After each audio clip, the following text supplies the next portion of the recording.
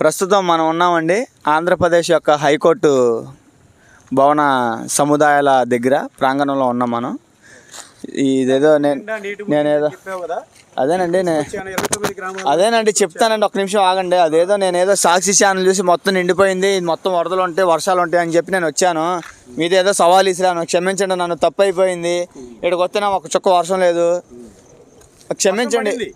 ఏదో సాక్షి ఛానల్ లేదన్నది వర్షం పడింది, వర్షం పడినా కూడా ఎక్కడ ఒక చుక్క నీళ్ళు నిలబడలేకుండా బాబు గారు ముందు చూపుతూ అంత బాగా ఇక్కడ డెవలప్ చేశారు. అంటే మేము ఏదో సాక్షి ఛానల్ చూసి మేము ఇంకేమంటుంది మొత్తం వర్షాలు వరదలతో నిండిపోయి ఉంటుందని మేము అనుకున్నాము. ఇదే ఈ చుట్టుపక్కల గ్రామాలకు సంబంధించిన 29 గ్రామాలు రాజధాని రైతుగా ఉన్నారు. ఆ పెద్ద ఆయన కూడా అడగండి, 29 గ్రామాల్లో ఎక్కడ ఏ రోజన్నా ఒక నీటి బొట్టు అయినా సరే వచ్చిందేమో చెప్తారు, వినండి. సార్ ఏం పేరు సార్ మీ పేరు? నా పేరు సీతారామయ్య, వెలగపూడి, నేను రైతుని. ఈ పనికి మాలిన ఎదవలు మొత్తము కొన్ని ఛానల్లో తీసుకొచ్చి హైకోర్టు మునిగిపోయింది, ఇదంతా నీళ్లు ఉంటున్నాయి అని చెప్పి పనికి మాలిన మాటలు మాట్లాడుతున్నారు.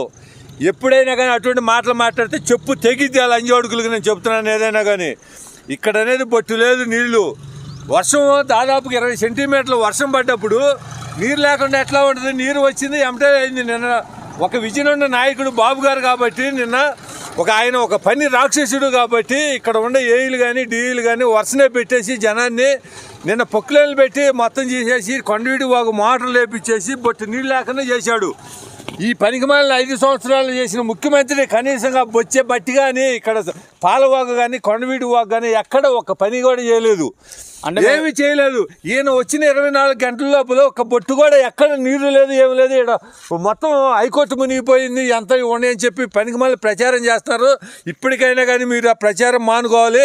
మానుకోకపోతే మటుకు మేమే రాజధాని రైతులుగా చెప్పు దెబ్బలు కొడతామని చెప్పి నేను కోరుకుంటున్నాను. అంటే మేము కూడా యాక్చువల్గా అదే న్యూస్ చూసి కొన్ని వార్తాపత్రికలు కొన్ని ఛానల్లో వచ్చిన న్యూస్లు చూసి ఇంకేముంది అమరావతి మొత్తం మునిగిపోయింది, అమరావతి అన్నారు కమరావతి అన్నారు, వాళ్ళు కమరావతి అన్నారు. ఆ కమరావతి అన్నారు మొత్తం మునిగిపోయింది అన్నారు. కనీసం వాళ్ళకి 11 సీట్లు ఇచ్చినా కూడా సిగ్గుసేనం లేకుండా ఒక వర్గం మీద, ఒక సామాజిక వర్గం మీద అక్కడ ఏదో వేరే ఇక్కడ 90% ఏదో దళితుల భూములు ఇచ్చారని నేను విన్నాను. ఒక దళిత రిజర్వేషన్ నియోజకవర్గం కాన్స్టిట్యున్సీ తాడికొండ దళిత నియోజకవర్గం కాన్స్టిట్యున్సీ ఇది. అయినా కానీ వాళ్ళు ఒక కమరావతి అని చెప్పేసి ఒక ముద్ర వేయాలని ప్రయత్నిస్తూ ఏదో మొత్తం మునిగిపోయింది కమరావతి అని చెప్పేసి అన్నారని చెప్పేసి నేను కూడా ఏదో నిజమేనని చెప్పేసి చీరా వచ్చి నాకు ఎక్కడ కూడా వరదలైతే ఏం కనిపించలేదు ఇక్కడ. అందుకని నేను కూడా మొత్తం బాబు గారి ఇంటికి వెళ్ళాను. బాబు గారి ఇల్లు కూడా మొత్తం బాగానే ఉంది. అలాగే సచివాలయం దగ్గరికి వెళ్ళాం, సచివాలయం కూడా బాగానే ఉంది. అసెంబ్లీ దగ్గరికి వెళ్ళాం, అసెంబ్లీ కూడాను ఎక్కడ ఒక చుక్క నీరు లేదు. అలాగే ఇప్పుడు మన హైకోర్టు ప్రాంగణంలోకి వచ్చాం, హైకోర్టు ప్రాంగణం కూడా బాగానే ఉంది. మొత్తం హైకోర్టు క్యాంటీన్ కూడా బాగానే ఉంది. హైకోర్టు ప్రాంగణం కాదండి, ఎర్ర రోడ్డు మీద కూడా లేవు నీళ్లు మొత్తం. ఇక్కడ హైకోర్టు ప్రాంగణం కాదు, హైకోర్టుకు వచ్చే రహదారిలో కూడా వాటర్ లేవు. ఈ 29 గ్రామాల్లో ఏ ఒక్క గ్రామం ఎప్పుడూ నీటికి మునిగిపోదండి. కరకట్టకు అవతల ఏదైనా లంకలు ఉన్నాయి అంటే వరదలు వచ్చినప్పుడు ఇక్కడే కాదు భారతదేశం మొత్తం మునిగిపోతూ ఉంటుంది.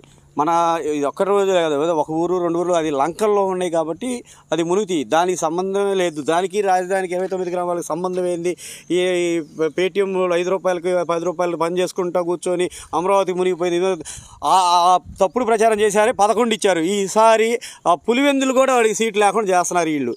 ప్రచారం చేస్తారు. సరే సార్ క్షమించండి, ఇంకెప్పుడు ఆ సాక్షి న్యూస్లు కానీ ఆ సాక్షి వార్తాపత్రికలు కానీ మేము దయచేసి నమ్మం. ఇదే వాళ్ళకి లాస్ట్ ఛాన్స్ అయిపోయింది, మేము వాళ్ళని ఎప్పటికీ నమ్మం. దయచేసి క్షమించండి. ఇటువంటి కనుక ఫేక్ ప్రచారాలు చేస్తే వాటి మీద కఠిన చర్యలు తీసుకోవాలి, వాళ్ళ మీద రెండోసారి వేయకుండా.